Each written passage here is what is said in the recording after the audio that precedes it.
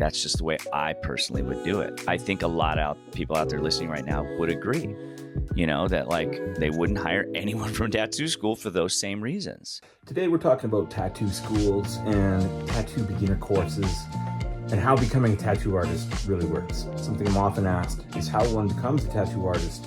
Often I'm asked by family or friends of an aspiring tattoo artist or parents of a talented kid, clueless about how the tattoo industry works. It helps to understand that tattooing has always been an outlaw's trade. No schooling, no certification, minimal license requirement, if any, illegal in places like New York City until the mid-90s. Oklahoma was the final state to lift the ban on tattooing in 2006. So it really wasn't all that long ago that tattooing was illegal. To be clear, there were still tattooers and tattoo shops, but they were like the speakeasies of the Prohibition era. You had to know the secret knock, figuratively speaking. And with any other type of illegal activity, these things were often under the influence of larger criminal organizations. After the widespread legalization of tattooing, as tattoo shops became more common, they became the ideal front-facing organizations for entities involved in larger criminal networks. Most people don't think about this when they're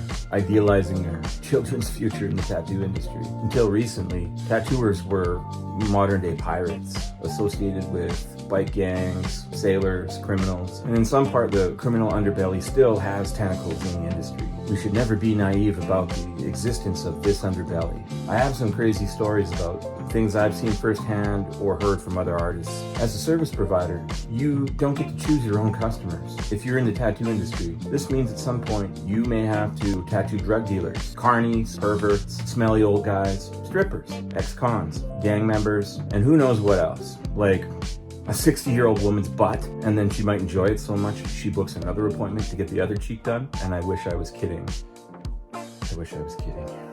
There's a really good chance that you're going to see a lot more than you bargained for, trust me. Traditionally, one became a tattooer by obtaining an apprenticeship from a working artist. That artist is the boss or the mentor. These apprenticeships were often unpaid to start. The prospective apprentice may volunteer around the shop, cleaning up, running errands, taking out the garbage, trying to get a foot in the door of the shop. Before the internet, there was really no other way. These apprenticeships were a symbiotic relationship. Often the tattooer is so busy they need an extra set of hands, and the hungry apprentice fills that role while learning the tricks over a long period of time. Making stencils, shaving body parts, wrapping everything in plastic, spraying and scrubbing everything. They work their way up, eventually taking on tattoo appointments themselves. But never has there been an organized industry push to make a legitimate Red Seal trade or curriculum for tattooing. Every suggestion is not popular among tattooers. We can only really speculate as to why in the world something so difficult and invasive has so few guardrails. The way that I've always seen it is as an outlaw type of trade, a lack of an organized point of entry like a tattoo school or a certified instruction. It was left up to the tattoo artist who got into the industry rather than a government bureau. If you want to be a plumber or an electrician, you can go to school first, obtain a pre-employment certificate by spending months and months in a classroom or a trade environment, then seek employment in the industry. Another option is a train-on-the-job scenario where an employer with a journeyman certificate trains you on the job while staying within the annual learning requirements until journeyman status has been achieved. This is all possible because these have all been legitimate, respectable professions since their inception, and care and concern has been taken in constructing a program with a curriculum that teaches and tests proficiency to a specific standard. This doesn't exist in the tattoo industry. It never has and likely never will. Because the industry has been allowed to exist for well over 100 years, run by outlaws and pirates, guys who never stopped tattooing through the tattoo bans of the 1960s and kept the closely held secrets of the tattoo industry out of the hands of those who they felt didn't belong there. Recently,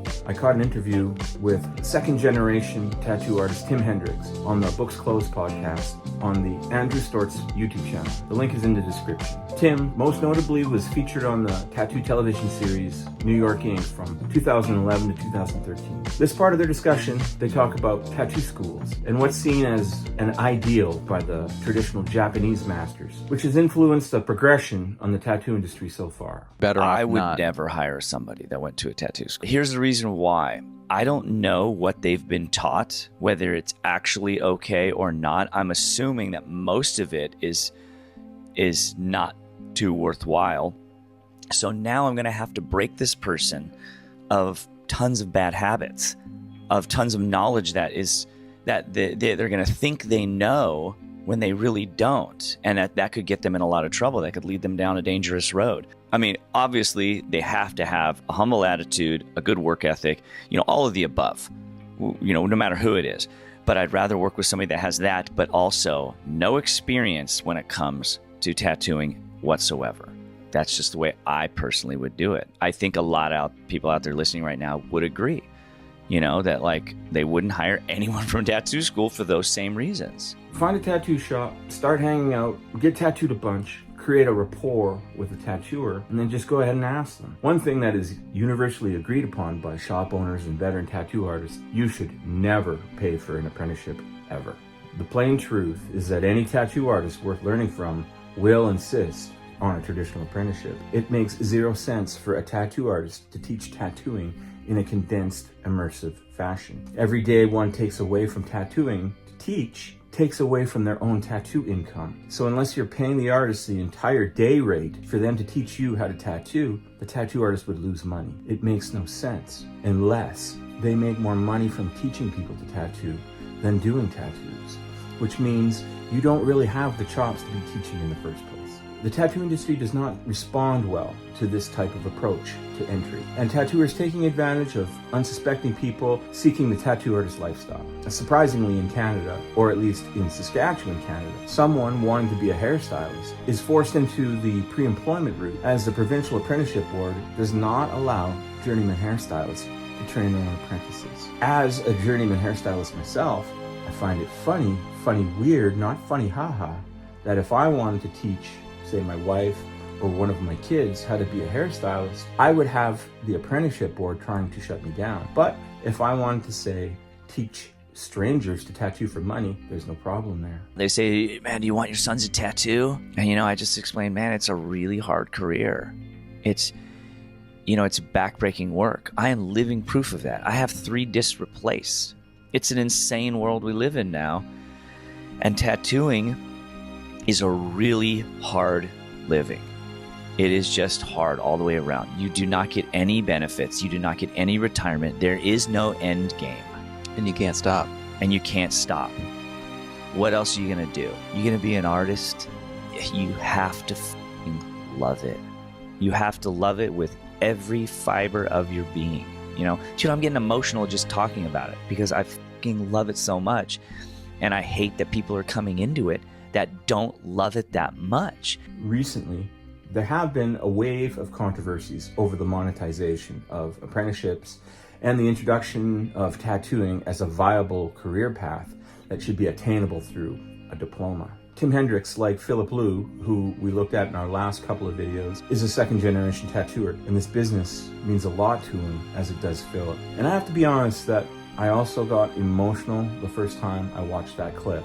And I agree wholeheartedly with what he said.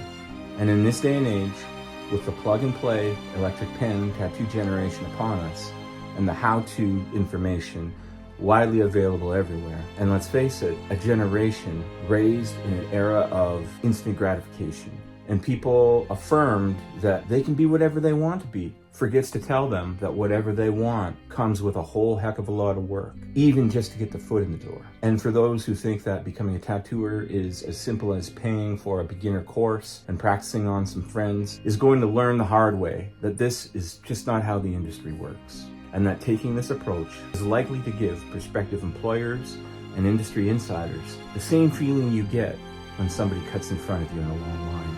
If you are a person who thinks this industry is right for you, the proper path is to find your shop. Seek out a busy street shop environment and start getting tattooed a lot. That's step 1. After a few tattoos, you're a familiar face to the artist, and it's totally cool to start talking to them about how you want to start working towards getting your foot in the door. And for many, like Tim Hendricks and Andrew Stortz, learning tattooing from a school will negatively affect your chances at a tattoo career.